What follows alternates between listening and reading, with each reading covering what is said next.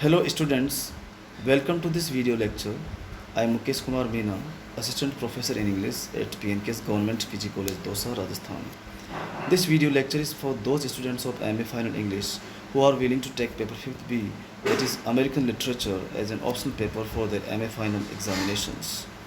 Earlier I have sent you e-notes related to the life and works of Ralph Waldo Emerson. I hope all of you have gone through that. Today again I am going to discuss some important literary works of Emerson.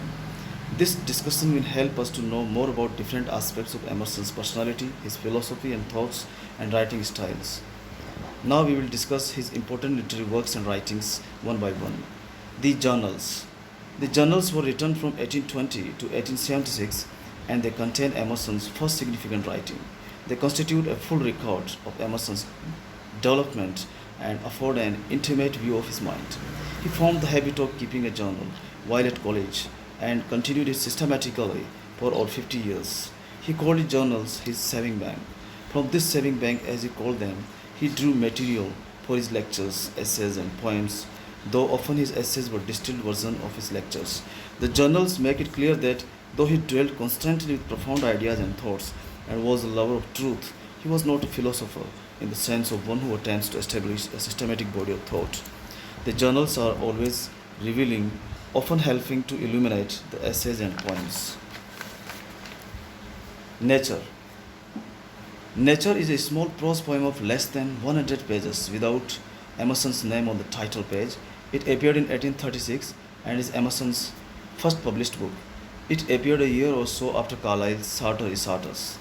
It expresses the fundamental concepts of transcendentalism. It is the seed out of which grew all his later essays and lectures. It contains the substance of all that Emerson had to say through the rest of his career. Emerson opens this book with the current distinction between the me and the not me, the soul and nature, thereby establishing the first of his provisional dualities. Here is a triangle of relationships, the value of which lies not in the absolute identity of man, God, or nature, but in the common relationship between any two factors. Man may learn to worship God through the contemplation of nature. Human nature has the capacity to discover the moral law by means of intuition. In Nature and also in his other essays, Emerson commonly calls this capacity reason as distinguished from understanding. Thus, we see that this is this this is a very significant work by Emerson and has been rightly called the Bible of Transcendentalism. We will discuss about Transcendentalism in our next lessons. The American Scholar, that is the essay, the American Scholar is the essay which has been prescribed in our university syllabus for a detailed study. In fact, it is the title of a lecture which Emerson delivered on the 31st August 1837 to the Phi Beta Kappa Literary Society of Harvard University near Cambridge in the USA. Emerson had long been an honorary member of this literary society. The address was published as an essay in 1837 and again in 1838. This essay falls into two parts. The first part contains an account of the influences operating upon the American scholar to educate him. This part is further divided into three parts. One part dealing with the influence of nature, the second with that of books, and the third with that of action. The second part contains Emerson's view of the duties of the American scholar. The essay ends with an analysis of the state of affairs prevailing at the time in America and Emerson's view of the future possibilities. It ends with a prophetic utterance regarding the great future that awaits the American nation. He says, a nation of men will for the first time exist because each believes himself inspired by the divine soul, which also inspires all men. O.W. Holmes called this address our intellectual declaration of independence. The other important lecture delivered by Emerson is the Divinity School Address in 1838. The American Scholar and the Divinity School Address, two lectures which expressed his disregard for authority, his utter concern for the individual, made Emerson famous. The Divinity School Address applied the ideas of the American scholar to religion. Emerson openly rejects church dominion over the spiritual life of the individual and advocates that man becomes his own church. For he says, truth is attainable only through intuition. It cannot be received second hand. Essays First Series. This collection of essays came out in 1841. Some important essays of this collection are Self-Reliance, The Oversoul, Compensation, Spiritual Laws, Love, Friendship, and History. Essays Second Series. This collection appeared in 1843 and contains some very important essays such as The Poet, Experience, and New England Reformers, etc. These two books, Essays First Series and Essays Second Series, are the most important collections of Emerson's prose. In these volumes, he brought to fruition his unique form of the prose essay. It is seldom a closely reasoned piece constructed on a logical framework.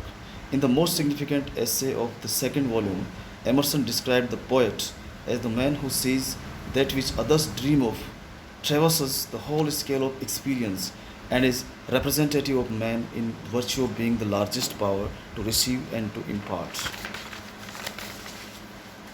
Representative Man. Representative Man is a collection of 7 lectures by Emerson published as a book of essays in 1850. It carries the ideas discussed earlier further and illustrates Emerson's concept of greatness through a study of 6 men deemed by Emerson to be great. These great men are Plato, the philosopher; Emanuel Swedenborg, the mystic; Montaigne, the skeptic; William Shakespeare, the poet; Napoleon, the man of the world; and Goethe, the writer. For Emerson, humanity is pervaded by the spirit of divinity. A great man has more of this divine essence than other men and thus can convey to mankind in general a sense of his own potentialities. Emerson's book resembles, in many respects, Carlyle's own Heroes and Hero Worship, which, which was written in 1840, especially in its assumption that history is the biography of a few great men. But Emerson's work departs sharply from Carlyle's in its effort to incorporate democracy into the great man theory. Each of Emerson's great men represents a type of human endeavor deriving his strength from his representative quality.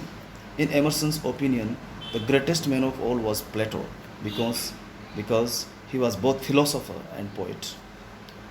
Miscellaneous prose works. Miscellaneous prose works include lectures and biographical sketches, English traits, The Conduct of Life, Society and Solitude, and posthumously letters to Carlyle. The next important works of Emerson related to the poetry that we will discuss are the first volume of poems appeared in 1847, followed much later by May Day and other pieces that appeared in 1876. Emerson was a man whose religion was all poetry, a poet whose only pleasure was thought. Among his most important poems are The Sphinx, Each and All, The Problem, The Visit, The Humble Bee, The Snowstorm, Concord Hymn, which is a pathetic poem, Hematheria, which is derived from Vishnu Puran, Wood Notes, Ode to Beauty, Brahma, Days, Grace, Give All to Love, and Terminus. Terminus is the Roman god of boundaries. Now we have discussed the important works of Ralph Waldo Emerson. It is essential to have a little bit familiarity with important works of an author so that we can understand and appreciate the author in a better way. We will, in our next lessons, we will focus more upon the American scholar which is prescribed by the university for our study. Thanks.